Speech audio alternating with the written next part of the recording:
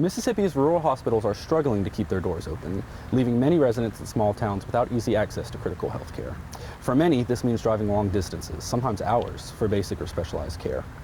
As the calls for Medicaid expansion grow louder, Morgan Gill takes us to Poplarville, where one resident's story highlights the challenges and urgency of finding a solution.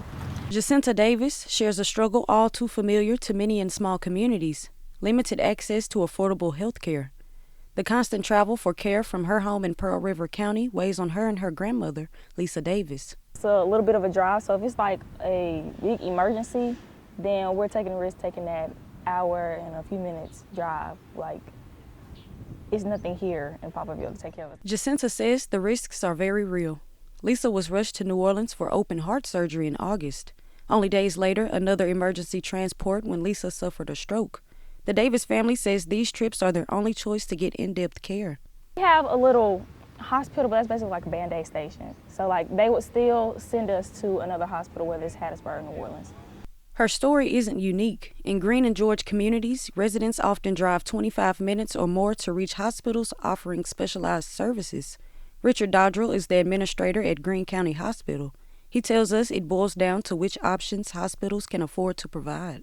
It's so expensive to provide certain services that it's better for us to see the patient in the emergency room of the clinic and then refer them to get the care they need in a facility such as Forest General or Wesley or some of the hospitals in Mobile that have more volume. Higher volumes of patients handled by bigger staffs at facilities with specialized equipment, both of which are declining trends in rural hospitals.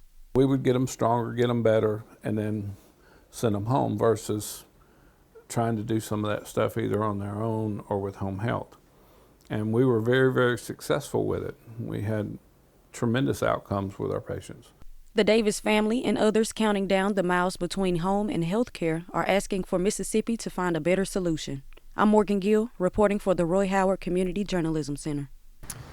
Proponents of Medicaid expansion argue that it could stabilize rural hospitals and improve access to health care. Despite a failed vote last year, advocates and state leaders are pushing for a resolution this legislative session. While the debate continues, many residents like Jacinta Davis are left waiting and hoping for a change.